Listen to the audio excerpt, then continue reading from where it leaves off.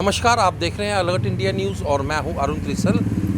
जैसे कि आपको पता है कि पिछले कई दिनों पहले जो है लोगेट के लोगों ने जो है वो प्रोटेस्ट किया था जो इलीगल माइनिंग हो रही थी पुल के साथ, और आपको वो दृश्य भी दिखाए थे किस तरह से जो NH-44 का जो पुल है हमारे कठुआ के साथ सहार खड्ड में जो है वो लगता है, और किस तरह से उसके नीचे से जो बेड हैं वो सारे निकल चुके हैं, जो उनके पिलर हैं वो नंगे हो चुके हैं वहाँ पे।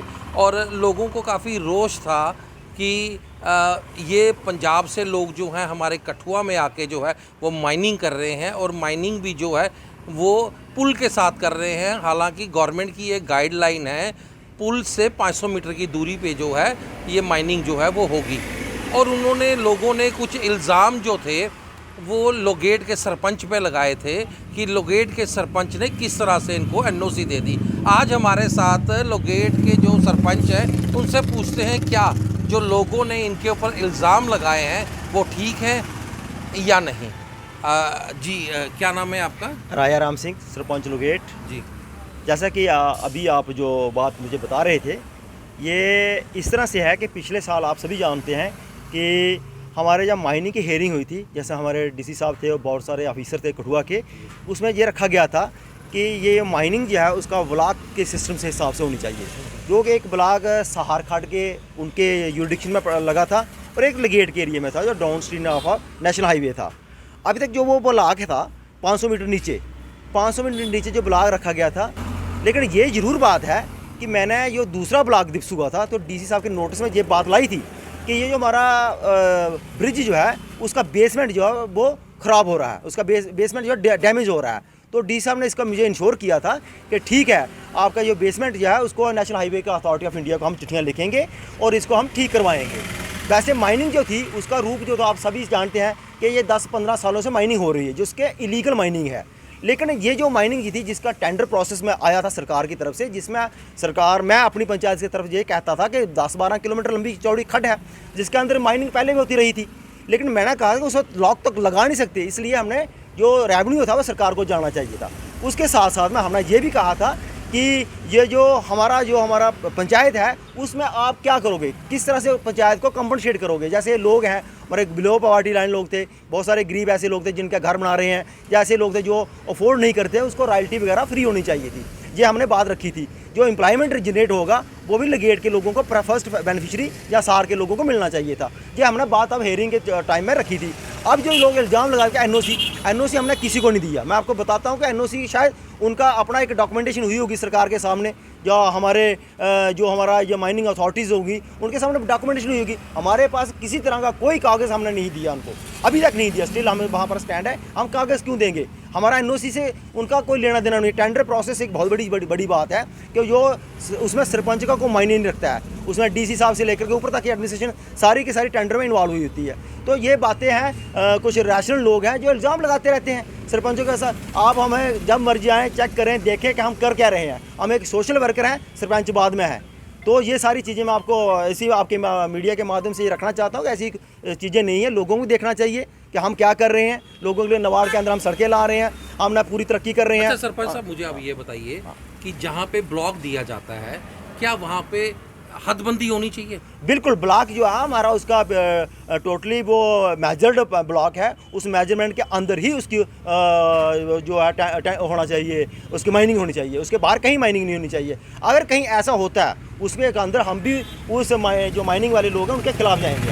अच्छा, मुझे आप एक चीज़ और बताइए, जो वहाँ पे बात चल रही थी एनवायरनमेंट को किस तरह से बचाना है, और उसकी जो हदबंदी होती है उसके आसपास जो है वो ग्रीन कलर के पेड़ लगाने होते हैं। क्या जो ये माइनिंग वाले हैं इन लोगों ने ग्रीन कलर के पेड़ लगाए हुए हैं वहाँ? देखो, अभी पीछे कोई 15-20 दिन पहले मेरे पास कुछ लोग आए थे, उन्होंने 250 पेड़ सिर्फ उसका सफ़ेदे का पेड़ वहाँ हमारे ट्यूबवेल के बीच में रखा था।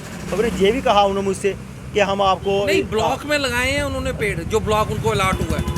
ब्लॉक के अंदर तो वैसे सारी माइनिंग हुई होती है, लगभग वहाँ इसके आसपास लग सकते हैं। उसके अंदर क्या लगाए हैं उन्होंने आसपास? गई कम पेड़ लगाए हैं, नहीं इतने नहीं लगाए। मेरे जो वाले किए तो मैंने भी लगाए वहाँ पर, लोगों को कह करके ये ले जाओ आप लगा लो, लेकिन वो दूर हट के लगाए हैं। अच्छा। माइनिंग के पास में नहीं लगाए। माइनिंग के पास हमारा वैसे भी ग्रीनरी कहाँ होगी, वहाँ पर सारी की सारी खड्ड ही है। तो अब मुझे आप ये बताइए कि आप क्या चाहते हैं कि जिस तरह से नेशनल हाईवे का पुल जो है डैमेज हो चुका है, किसी वक्त भी कोई बड़ा हादसा हो सकता है वहाँ पे। देखो ये बात एक अलग इशू है। ये इशू है कि हमने national highway authority of India को ब्लॉक दिप्स के अंदर हमने उसको उनको इन्फॉर्म कर चुके हैं। तो वो इशू ये है कि उसका बेसमेंट जो ख़राब हो चुका है वो 3-4 सालों से वैसे है। किस वजह से खराब हो चुका? हाँ, क्या माइनिंग जो थी, माइनिंग का मैं कहूँगा कि माइनिंग जो थी वो पहले से ही 10 सालों से हो रही थी। ये नहीं है कि जितने भी स्टोन क्रैशर हुए हैं वो सारे के सारे माइनिंग कर रहे थे।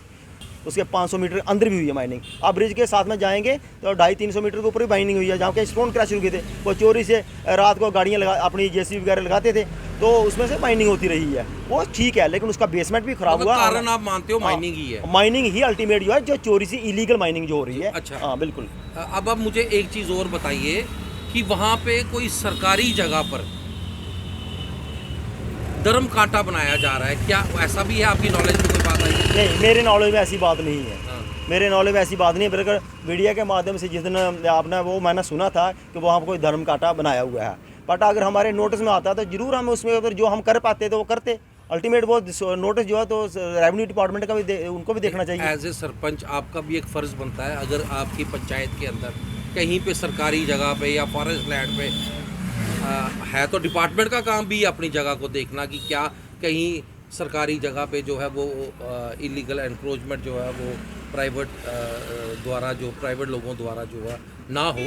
और सरपंच का भी एक दायित्व बनता है कि अगर उनकी पंचायत में सरकारी जगह पर सरकार तो ऐसे सरकारी जगह लोगों से छीन रही है, फिर ये लोगों की इतनी मतलब कि पावर है, सरकार से भी पावरफुल लोग होंगे जो सरकार की जगह पे ये चीज़ बना रहे हैं। नहीं, ये आपकी दुरुस्त बात है। एक जगह पे नहीं, देखने को बहुत सारी चीज़ें हमें नोटिस में आती हैं ये चीज़ें, लेकिन उसमें जहाँ हमें जितना सपोर्ट हमें चाहिए लोगों का, डिपार्टमेंट का, उतना सपोर्ट सरपंच को नहीं मिलता है। आप जैसा कि जानते हैं, हमारे पास मेरी जो पंचायत है उसमें 9 पंचेस हैं और सारे लोग इतने अलर्ट लोग नहीं होते हैं। तो मुझे भी सपोर्ट अल्टीमेट चाहिए होती है। अल्टीमेट जो मुझे काम करना होता है, अपना प्रोसेस जो एक सिस्टमेटिक प्रोसेस है, लीगल प्रोसेस है, उसको अडॉप्ट करके हम काम कर ही रहे होते हैं। जो चीज़ें हमारे नोटिस में आती हैं, पटवारी हमारा फ्रंट लाइन वर्कर होता है या गर्दावर साहब हैं, या उसके अलावा अथॉरिटी, हम उनको आगाह करते हैं। अल्टीमेट उनको भी लेना चाहिए कि हम ये नीचे क्या क्या कर रहे हैं लोग। जहाँ हमारी मदद होती है, अब कोई ऐसी चीज़ नहीं, उनका इलीगल तो इलीगल ही माना जाएगा ना।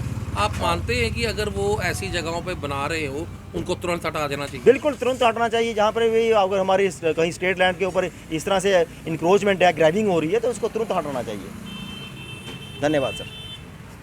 तो आपने सुना कि ये थे हमारे लोगेट के सरपंच, और जो भी लोगों द्वारा जो है इन पे इल्ज़ाम लगाए गए थे, और इन्होंने सरकार को भी बताया है कि जो इस तरह से काम जो कर रहे हैं, सरकारी जगहों को ग्रैब कर रहे हैं, पंजाब से लोग आगे जो है यहाँ पे सक्रिय हो चुके हैं। ठीक है, उन्होंने एक टेंडर प्रोसेस है, उन्होंने टेंडर लिया है, वो एक अलग बात है। और इनका ये भी कहना है कि सरकारी जगह पे अगर वो सरकार तो इस तरह से जगह लोगों से छीन रही है, पर ये लोग बाहर से आकर जो है यहाँ पे धर्म कांटा जो है वो पहले भी जब लोगों ने प्रोटेस्ट किया था उस वक्त भी ये इशू उठा था कि फॉरेस्ट की लैंड है या स्टेट लैंड है, वो उसके ऊपर जो है वो इलीगल एनक्रोचमेंट की जा रही है और वहाँ पे जो है धर्म कांटा बनाया जा रहा है, ऑफिस बनाया जा रहा है उन लोगों का। और सरपंच साहब का भी ये कहना है अगर इस तरह की कोई भी सरकारी जगह पर गतिविधि होती है तो उसको तुरंत जो है वो उसको डिसमेंटल कर देना चाहिए, अगर इस तरह से कोई होता है तो। सरपंच साहब, आप मुझे ये बताइए कि ब्लॉक दिवस में जब आपने ये बात उठाई थी